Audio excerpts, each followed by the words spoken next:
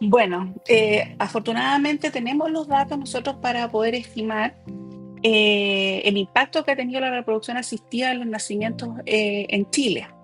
Y se estima que en Chile hasta el momento, desde alrededor de 1990, han nacido 21.000 personas gracias a procedimientos de reproducción asistida. Estos datos se obtienen gracias a el reporte de 12 de los 13 centros de medicina reproductiva que tenemos en el país. Estos reportan al Registro Latinoamericano de Reproducción Asistida, que es el encargado de recopilar toda esta información y de alguna manera, ¿cierto?, gestionarla para poder ver el estado de la situación en Latinoamérica. Entonces, como les decía, ¿cierto? En Chile tenemos 13 centros de medicina reproductiva, 12 reportan, así que por lo tanto tenemos esos números disponibles. Eh, la mayor parte de los centros de medicina reproductiva son privados, ¿ya? Eh, entonces, la mayor parte de la cobertura, ¿cierto?, tiene que ser cubierta por dinero que proviene directamente de los pacientes. FONASA ha hecho también un aporte en los ciclos de medicina reproductiva que ha sido bien bajito, alrededor del 6-7%, hasta más o menos el año 2019, cuando se implementa un PAD de procedimientos de alta complejidad en reproducción asistida. Y ahí lo que se hace básicamente es desglosar los distintos procedimientos que se realizan en un ciclo, y de esa manera también se obliga a las ISAPRES a prestar cobertura. El programa PAC de reproducción asistida cubre alrededor del 50% de los costos. Entonces, de esta manera pasamos de antes del PAD, que era, como les decía, un 6 o 7% de cobertura de FONASA, a el 2019, que llegó alrededor del 28%. De total de ciclos, alrededor del 28% son cubiertos por FONASA, y más del 70% entonces son privados. Entonces, esa, digamos, es la realidad.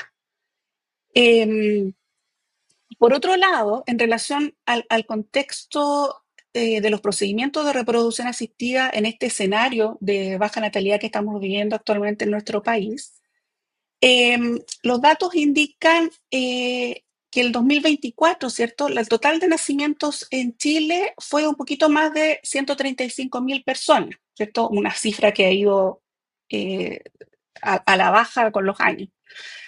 Y la contribución de las personas nacidas por reproducción asistida es muy poquito, es alrededor del 1,3% del total de nacimientos en el 2024. Em, Sin embargo, aquí hay un aspecto que es bien relevante, porque los ciclos de reproducción asistida que se realizan en Chile son alrededor de 10.400, y se estima que para cubrir la demanda a nivel general, ¿cierto?, de los países, estos ciclos deberían ser alrededor de 20.000 a 25.000 ciclos por año. Entonces, por lo tanto, Chile todavía está lejos de cumplir esa meta, y se necesitarían, por cierto, más cobertura para cubrir esa necesidad. Por lo tanto, desde el punto de vista demográfico, no hay duda que si mejoramos el acceso a los procedimientos de reproducción asistida, va a contribuir al número total de nacimientos. Eso podría mejorar entonces la estadística desde su punto de vista. Eh, Sin embargo, de todas maneras estamos lejos de la contribución total del número de nacimientos, como países donde el acceso a los procedimientos de reproducción asistida está garantizado. Por ejemplo, Israel, donde alrededor del 10% de los nacimientos de las personas provienen de procedimientos de reproducción asistida. Entonces estamos un poquito lejos. Sin embargo, según mi opinión, utilizar el argumento de la baja natalidad para poder aumentar la cobertura de la reproducción asistida es un argumento bien pobre, porque en el fondo el derecho a formar familia para todas las personas, y si éstas necesitan, cierto, por cierto, los procedimientos de reproducción asistida, es un derecho humano. Entonces, yo creo que aumentar la cobertura tiene que ver justamente con los derechos que tienen las personas a formar familia. Ya, en este caso, las personas que acceden a los procedimientos de reproducción asistida son personas o que tienen infertilidad, ¿cierto? O tienen algún impedimento funcional para reproducirse. Entonces, esas personas tienen igual derecho que todas las demás a formar familia y bajo ese concepto debería aumentarse la cobertura de la reproducción asistida. Yo creo que hay muchos desafíos en términos de derechos sexuales y reproductivos que están ligados directamente a los procedimientos de reproducción asistida. Para comenzar, yo creo que uno de los más importantes tiene que ver con la universalidad y la equidad en el acceso. En Chile tenemos 13 centros de reproducción asistida, de los cuales solo 4 se encuentran fuera de la región metropolitana. Por otro lado, lo mencioné anteriormente, ¿cierto? La cobertura de FONASA es muy bajita, por lo tanto, la mayor parte de los procedimientos son pagados con dinero directamente de los pacientes y son procedimientos que son caros, son costosos. Entonces, por lo tanto, deberíamos pensar en garantizar el acceso para que ni el lugar de residencia ni el nivel socioeconómico de las personas sean barreras en el acceso a los procedimientos de reproducción asistida. Eso digamos, es un desafío que es súper importante. Por otro lado, el desafío de inclusión y no discriminación es muy relevante en los procedimientos de reproducción asistida. Creo que aquí debe garantizarse como parte del derecho humano a fundar una familia que las personas con infertilidad o cualquier tipo de impedimento reproductivo, personas solas o en pareja, de cualquier orientación sexual o identidad de género, deberían acceder sin discriminación a estos procedimientos y que por lo demás estaría conforme a la normativa antidiscriminación que nos rige actualmente en el país. Hay otros aspectos, por ejemplo, que tienen que ver con protecciones contra posibles explotaciones, en temas como regular compensaciones, en las donaciones de gametos, de embriones, como regular que las personas nacidas de procedimientos de reproducción asistida puedan acceder a su información genética, cómo resguardamos la autonomía y la reserva de identidad de los donantes y las gestantes, por ejemplo. Otro tema importantísimo, por supuesto, es contar con un marco legal moderno que garantice el acceso y que regule estos procedimientos. Actualmente en Chile no tenemos legislación. Debemos aprobar una ley que armonice los distintos aspectos que están ligados a estos procedimientos, como los consentimientos informados, la protección de los embriones, de los donantes, cómo podemos regular la criopreservación de gametos y embriones y todo esto, por supuesto, con estándares que tienen que ver con los derechos humanos. Y otro aspecto que pienso que es súper importante y que tiene que ver mucho con los derechos sexuales y reproductivos es los temas de educación sexual.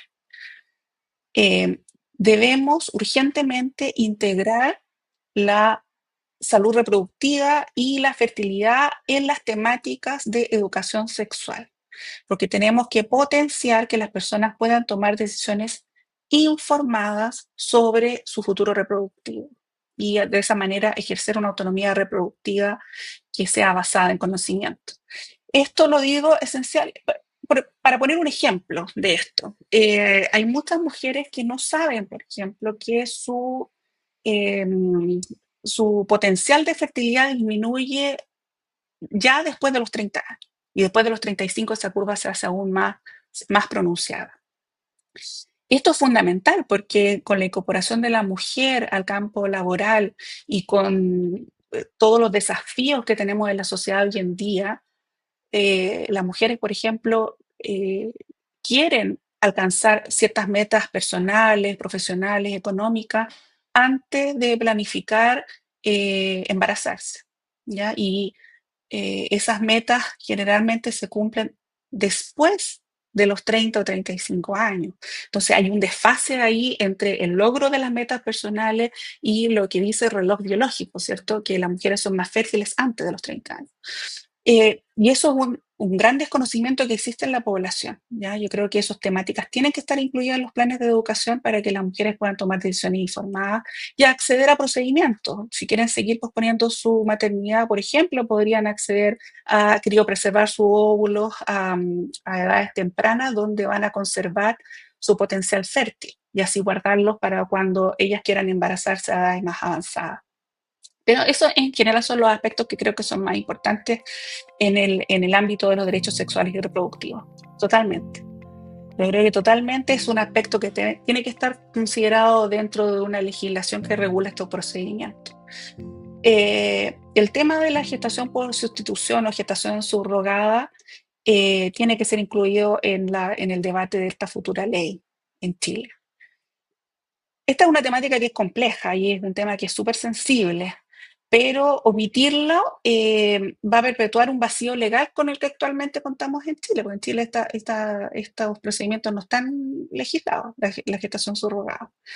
Y esto afecta directamente a personas que tienen imposibilidad de gestar, ¿ya? Por ejemplo, mujeres que tienen algún defecto, alguna malformación en su útero o que no tienen útero o parejas gay, por ejemplo, que no pueden acceder, por supuesto, a embarazarse a no ser que sea con una gestación subrogada. Históricamente, la gestación subrogada ha estado asociada a contextos de explotación y mercantilización del cuerpo de la mujer, especialmente en países donde se ha implementado sin regulación y en condiciones de vulnerabilidad económica de las mujeres. Por lo tanto, las mujeres acceden a ser gestantes subrogadas para tener una compensación económica, en condiciones muchas veces que son de vulneración. Entonces, este fenómeno, esta manera de hacer gestación subrogada ha generado, por supuesto, cuestionamientos éticos que son súper legítimos. Particularmente también cuando se trata de gestación subrogada comercial, ¿ya? En que hay una prestación, ¿cierto?, económica más allá de los gastos médicos. Pero esta no es la única manera de hacer gestación subrogada. Hay gestación subrogada altruista, que no implica explotación y que se define como una gestación que no tiene fines de lucro, donde la mujer gestante actúa por motivaciones solidarias y con pleno conocimiento de sus derechos, sus deberes, etcétera. Esto está completamente regulado. Muchos países tienen marcos legislativos que regulan estas prácticas, como Reino Unido, Canadá, Portugal. Y la subrogación, la maternidad subrogada, perdón, la gestación subrogada está permitida bajo estrictas condiciones, ¿ya? Em, Condiciones tanto para la portadora gestacional como para los que encargan la gestación. Y por ejemplo, en el Reino Unido, muchas de las gestantes suelen ser familiares o amigas o personas muy cercanas a la persona o la pareja que encarga la gestación, ¿ah? Y solo se permiten compensaciones por gastos médicos y relacionados estrictamente con el embarazo. Y ese modelo funciona muy, muy bien. Incluso permiten muchas veces modelos de familia extendida, ¿ya? Porque desde temprana edad los niños nacidos por gestación subrogada comprenden la manera en la cual llegaron al mundo y la gestante es incluida dentro de la familia de alguna manera. Así que se produce un modelo muy bonito de familia. Como dije anteriormente, en Chile no tenemos regulación. Sin embargo, hay casos que hemos visto documentados de personas que han recurrido a estos procedimientos en otros países donde se permite, donde a veces incluso es ilegal, pero hay una especie de marco que no está regulado para hacer estos procedimientos, pero después regularizan la situación en Chile a través de otras figuras como la adopción, ¿ya? Entonces, de todas maneras, hay una necesidad real de canalizar, ¿cierto?, de una manera legal esta gestación subrogada. Entonces, yo creo que hay que legislarla, pero tiene que ser altruista según mi punto de vista, pero con un marco bien regulado y restrictivo y que se establezcan ciertos requisitos. Como por ejemplo, que la gestante tenga una residencia mínima en el país si es que no es chilena. Eh, Prohibir que la gestante aporte material genético, por ejemplo, y que los los gametos provengan de donantes o de las personas que encargan la gestación, directamente para que no haya ninguna liga genética entre la gestante y el recién nacido posteriormente. Deberían ser mujeres que ya tengan hijos o que han tenido al menos un parto de un nacido vivo. Se deberían hacer compensaciones, por supuesto, de los gastos directos e indirectos de la gestación, y esas personas deberían pasar por un proceso de selección, ¿cierto? Que las certifique que su salud física y mental acorde con pasar por este tipo de procedimientos. Y por parte de las personas que encargan la gestación, estas deberían tener una imposibilidad médica de gestar eh, para poder acceder, creo yo. Esto también implica cambiar otros cuerpos legales, ¿cierto? Si lo que vamos a hacer es permitir la gestación subrogada, legislarla bajo este marco, por ejemplo, habría que cambiar la legislación que regula la filiación de los niños, ¿ya? Porque en ese caso, ¿cierto? Debería permitirse que la afiliación legal recayera sobre los que expresan la voluntad procreacional, ¿cierto? Y no la persona gestante, como se establece actualmente en Chile en el artículo 132 del Código Civil. Así que eso también habría que cambiarlo. Yo creo que definitivamente el mensaje que tenemos que llevarnos hoy en día en cuanto a estas temáticas es que Chile requiere con urgencia una legislación integral que regule todas las materias relacionadas con reproducción asistida, que garantice los derechos de las personas a formar familia, que regule tantas prácticas complejas que están asociadas a estos procedimientos como donación de gametos, donación de embriones, incluye la gestación subrogada, por supuesto, y establecer estándares éticos y médicos conforme a principios de equidad, de no discriminación y, por supuesto, basado en evidencia científica.